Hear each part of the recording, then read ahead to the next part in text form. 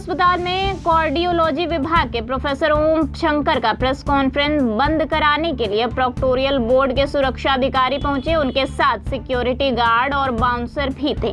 Professor ने कहा कि किस आधार पर ये पीसी बंद कराई जा रही है, ये अधिकार किसने दिया? आप हमें लिखित में दें कि मीडिया से बात नहीं कर सकते। आदेश देने वाले अधिकारी का नाम और उनका मकसद क्या है ये भी बताएं। इसके बाद सभी वापस लौट गए।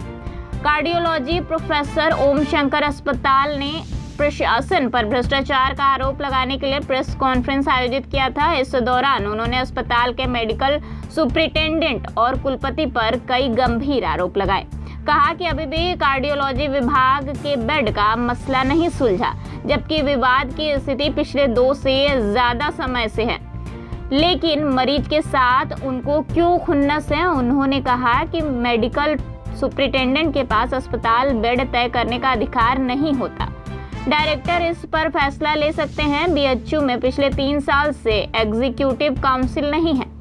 एक के बाद एक नियुक्तियां जारी हैं। इस दौरान उन्होंने नए कार्डियोलॉजी विभाग के विभागाध्यक्ष पर भी गंभीर आरोप लगाए। उन्होंने कहा कि विकास अग्रवाल जो नए विभागाध्यक्ष कार्डियोलॉजी विभाग के बने हैं, उनके पास कोई भी अर्हता नहीं है। इसके बाद डॉक्टर ओम शंकर ने कहा कि अदला बदली और बेड जबरदस्ती डालना, संख्या बढ़ाई जा रही है, इसको भी दिखाया। उन्होंने ऊपर से लेकर नीचे तक भ्रष्टाचार व्याप्त है, ऐसा गंभीर आरोप लगाया है। मेरा नाम प्रोफेसर डॉक्टर ओम शंकर है। मैं पूर्व में हृदय रोग विभाग का विभागाध्यक्ष था। आज जो प्रेस कॉन्फ्रेंस है, ये पहले से लंबे समय से जो चल रहा है संघर्ष, जो हृदय रोगियों को जो बेड नहीं मिल रहा है बनारस हिंदू यूनिवर्सिटी में, और उसके साथ जो अत्याचार किया जा रहा है, उसी अत्याचार को आम पब्लिक के सामने लाने की मुहिम है।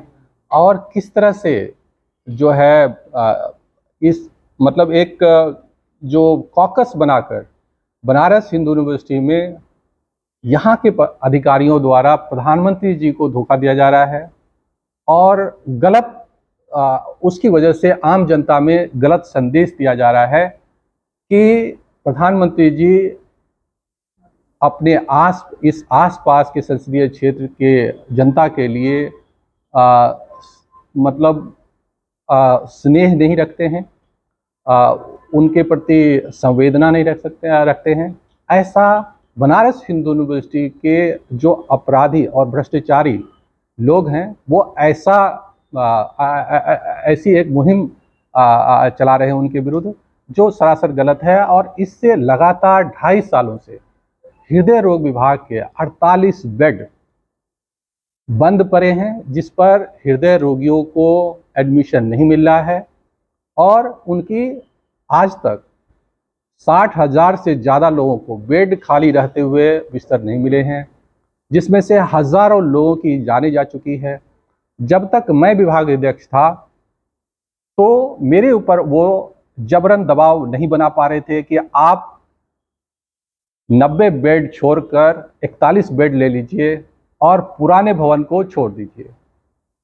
अब जो नए विभाग अध्यक्ष बने हैं डॉक्टर विकास अग्रवाल जी, उनके ऊपर वो ये दबाव बनाने में सक्षम हैं, और उनकी वजह हो सकती है, या तो 3 वजह हैं।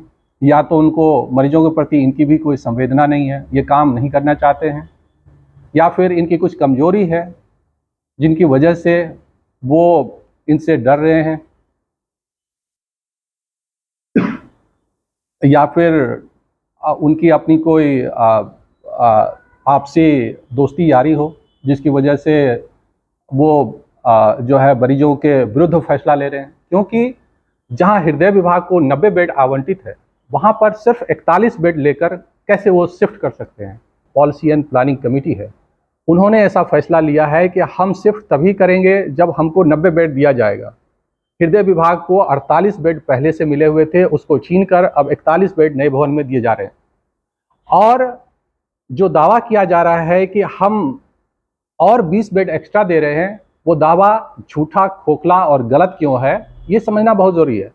वो मानकों के हिसाब से जहां 24 बेड चौथे तल्ले पर बने हैं हृदय विभाग का, उसमें 6 बेड एक्स्ट्रा डाल दिए हैं। यानी मानकों को तोड़कर जबरन बेड बढ़ाने की कोशिश कर रहे हैं, जो कि सरासर गलत है।